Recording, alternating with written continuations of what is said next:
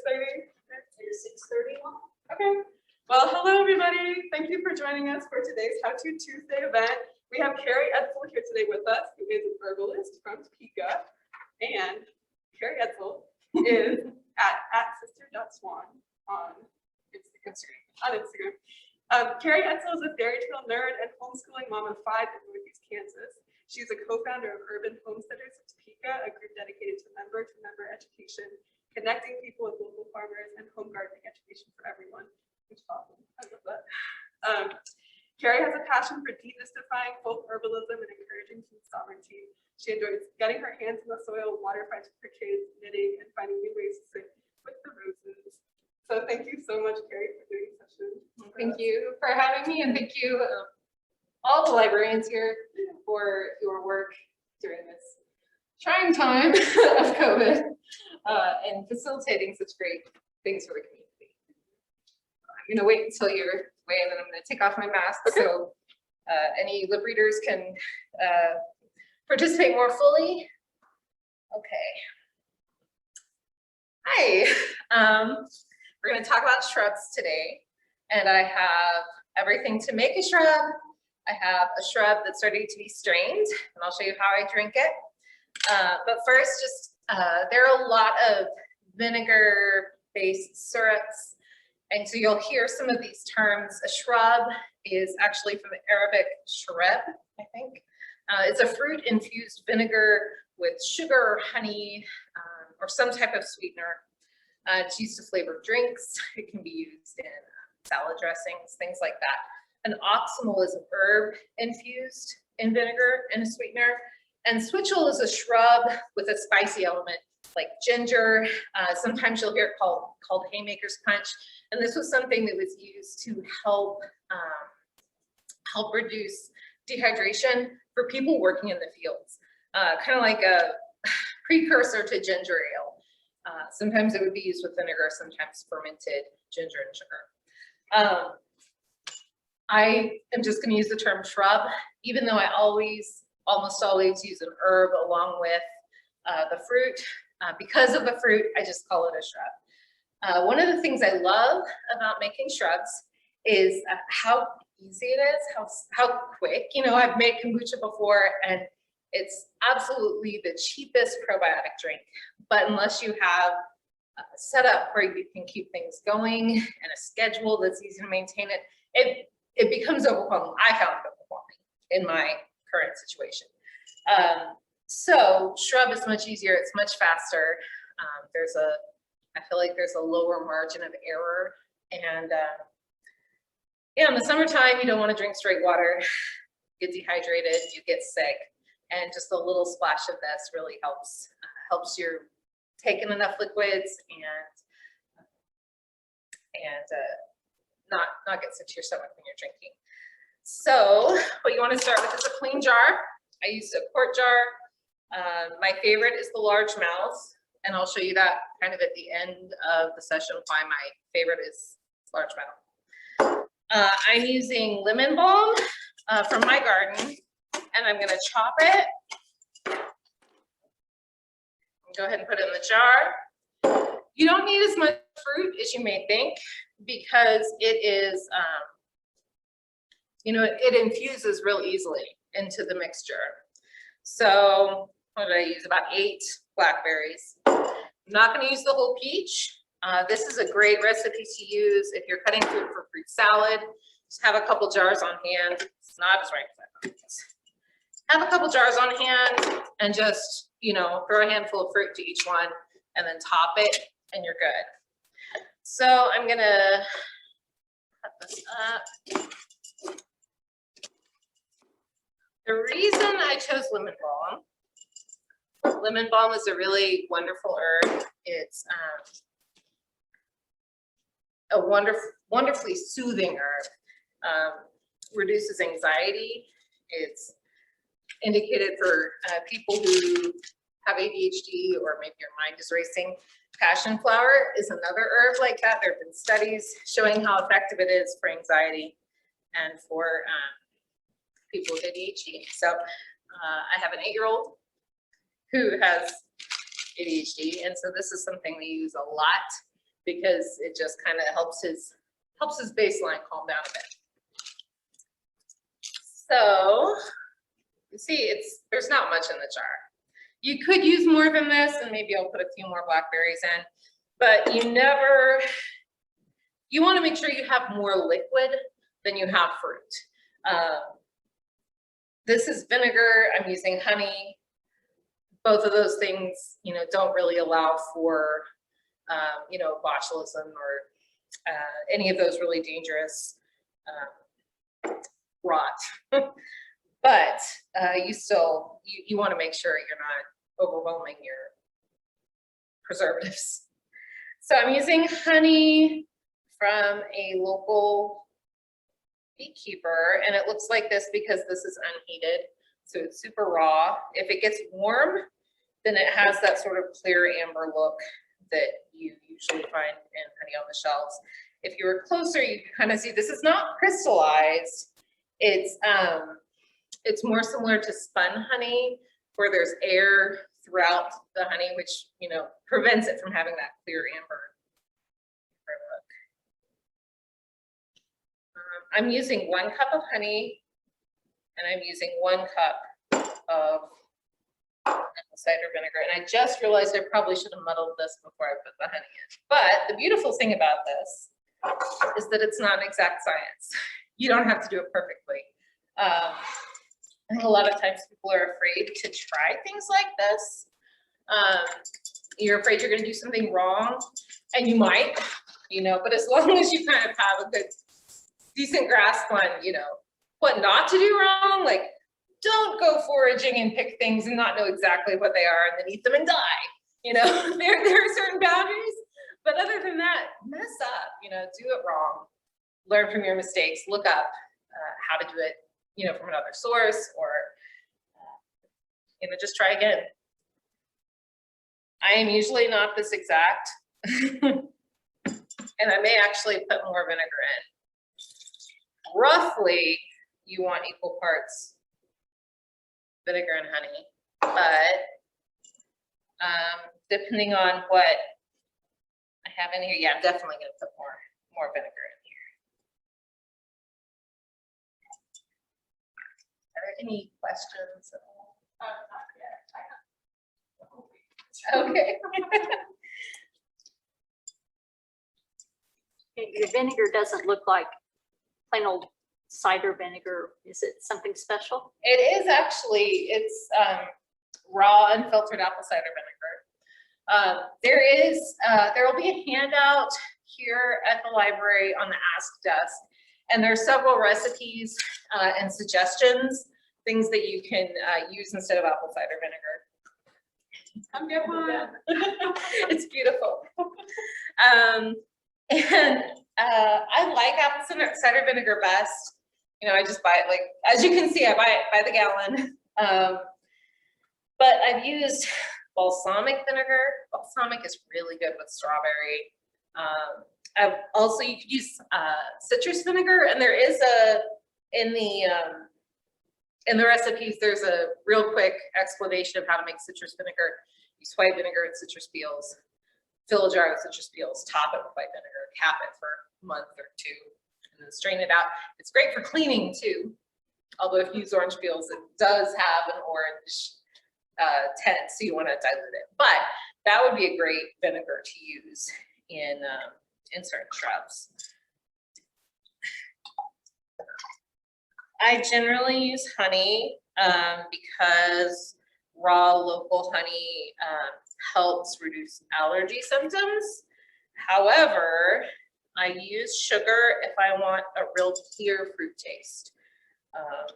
So like if we have a birthday coming up and the kids want raspberry soda, I use raspberries. And I actually don't use white sugar. I really like the Zolca Morena, which is like a less filtered cane sugar, but it's still fair. It's less. It has less of a taste than honey or molasses. So it's mixed up. We squished some of those berries best we could, and now just gonna get the rest of this honey in.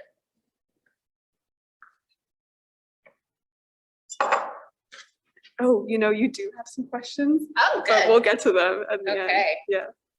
And I'm gonna put in a little bit more vinegar. And I forgot the labels. But, okay, here's where I'm gonna explain why I like a wide mouth jar best. A wide mouth jar, you can strain with a seed sprouting screen. I stick it in there, and it's much, you'll see how much easier it is, because the one I brought to strain with y'all has a small mouth, and so I have to use a sieve. But all I'm doing when I get home, I'll have to label it when I get home. But so it looks like you can shake it up, reach in your cabinet every few days and shake it up, because sometimes the honey will start to settle at the bottom.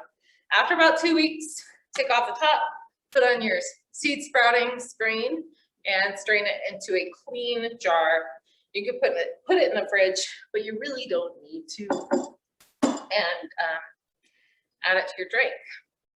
Do we want to take questions, and then I'll Yeah, I mean, so strain this? one person just wanted to know if you can use molasses instead of honey. Yes, you can. And actually, one of the recipes that I have on the sheet is a recipe using molasses. So I have 4 recipes, and they all are pretty different. You can experiment a lot with shrub recipes, but this recipe I made very specifically as a vitamin shrub. And I wanted to reduce our iron and our vitamin C intake, especially with the last year we've been through. And molasses, of course, is very high in iron, but it tastes like iron. So I wanted to pair that with something that would mellow it out. And what I landed on was a recipe using blackstrap molasses and rose hips. And when you pair those two together, rose hips are very high in vitamin C, and they're also very tangy. And pairing the two together, it reduces the tang of the rose hips, and it reduces the brassiness of this molasses. What I generally do is like half honey, half molasses. A full molasses shrub is still a little more than most of the people who've tried it have wanted to drink. So it might be good though by the spoonful, honestly. Like if you're trying to if you're trying to fight anemia, if you're struggling with anemia, or if you just need more minerals and vitamins in your life, you can take it by the spoonful. It's not gonna hurt you. So yeah, that recipe is in here, but what it is a half a cup of honey, a half cup of blackstrap molasses, a cup of apple cider vinegar, and again, you can use more. Half a cup of strawberries sliced or mashed, a fourth a cup of rose hips, and a fourth a cup of lemon balm. You can also use nettles or dandelion root in that, because those are both real fortifying herbs. And they would be easily masked by the rose hip and molasses combination. Any more chat? Questions? This is really fun to experiment with, though. Like, if you like certain fruits, pairing them with other fruits. There's another recipe in here for, I thought it tasted like, it reminded me of stuffing, or like sort of that fall, autumn foods. Where is it here?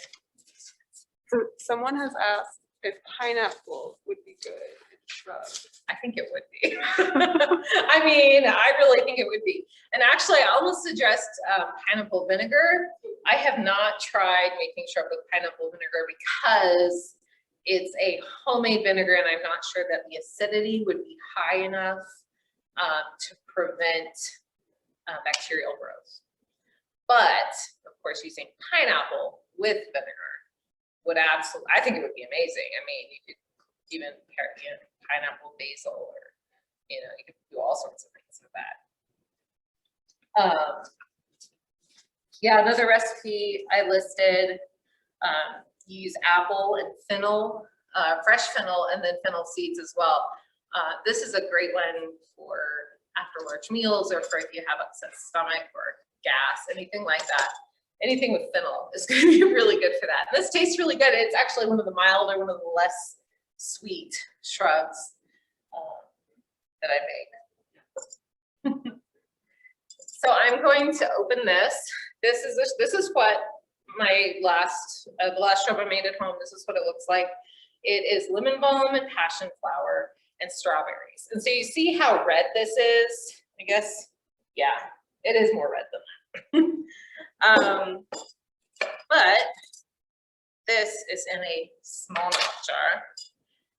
And to fully convince you that you should use wide mouth, I brought a second small mouth jar to pour it into. So cross your fingers. We'll see how I can get, how easily I can get through this. It smells really good. I actually like passion flower with berries because passion flower has kind of it has a pretty strong taste. But I feel like it complements berries real well. So you can press this down. I'm just going to put on this.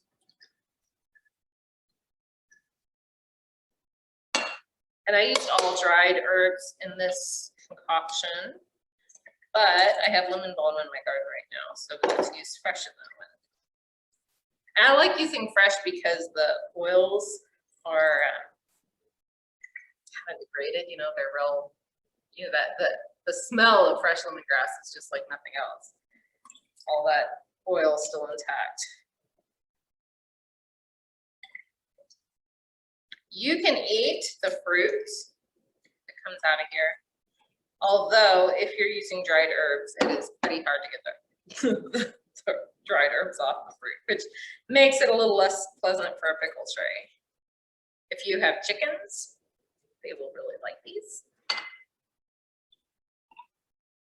And apple cider vinegar, you know, helps keep the parasites away. Two birds with one stone. So using a vinegar that has the mother in it or a live vinegar makes this a probiotic drink, which of course is lovely for your gut health. And I think this is just strawberry at this point. I have in the past put all this fruit back in the jar, topped off with a little more vinegar, and then strain that out the next day. You can do that. I'm not going to do it today. But, so my favorite way to consume shrubs is like this. My spouse had a soda addiction for years.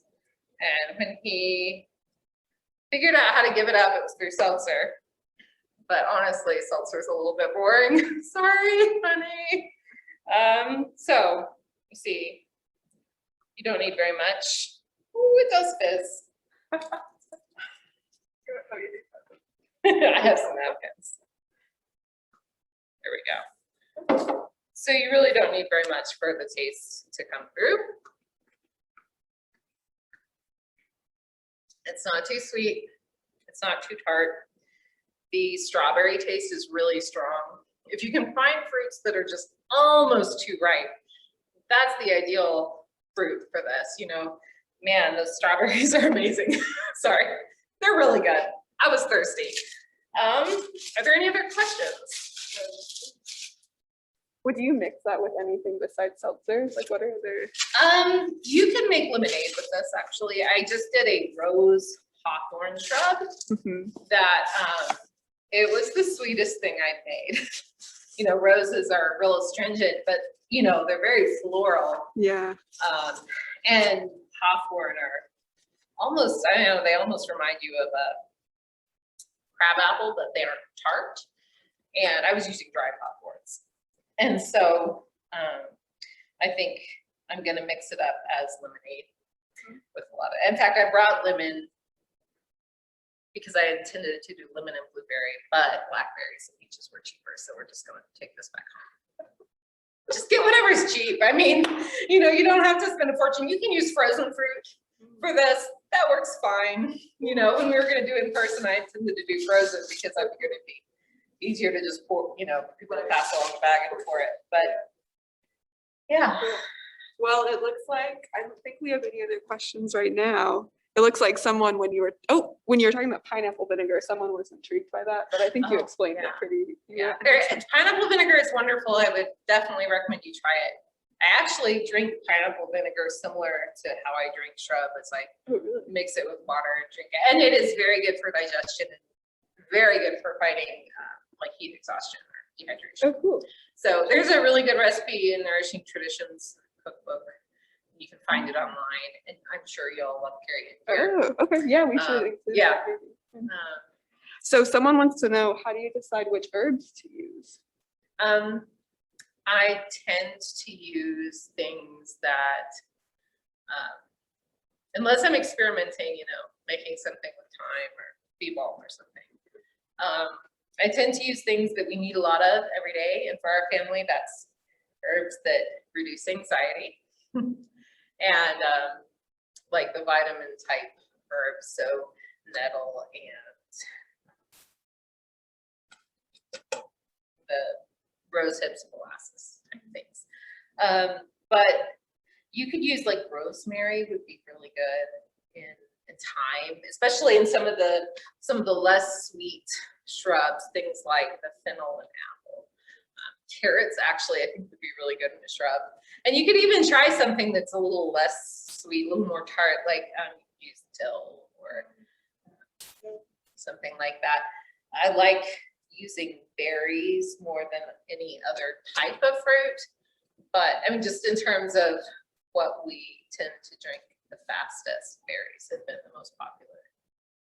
Cool. Yeah, so it sounds like you just experiment. Yeah, experiment. Like Experiment. Yeah. If you have too much of something in your garden, throw it in a shrub and see how it turns out. Okay, someone wants to know, have you ever done watermelon for the fruit? There are natural electrolytes, but would the flavor get overtaken? I have not done watermelon. If you do, let me know. I wondered that because, it's a natural electrolyte, but yeah, I feel like you're right. I feel like the flavor, apple cider vinegar is pretty strong tasting, so. Oh, I see. So Yeah. the vinegar would like overtake the watermelon. I feel like it might. Maybe I'll try that now though, and also like, don't get hung up over what, there've been times I'm out of honey and I'll just make it with sugar. It's okay. Like sugar isn't like evil as long as you're not consuming too much of it. Yeah. So, or if you want to experiment, like if I do that thing with watermelon, I might use sugar because sugar is cheaper. Yeah. Cool. Well, okay, folks, if you have any more questions, type them now. And otherwise, thank you so much, Carrie. This is so good, and I want to smell this. But Yes, we can make you up a glass. Yeah. Put my mask back on. Oh, yeah. Okay. Thank you. And thank you everyone for joining us. We'll have how to do yoga if you've never done it before, starting in about 5 minutes. So you can join us for that too. Okay, bye. Oh, and everyone says thank you to you. Say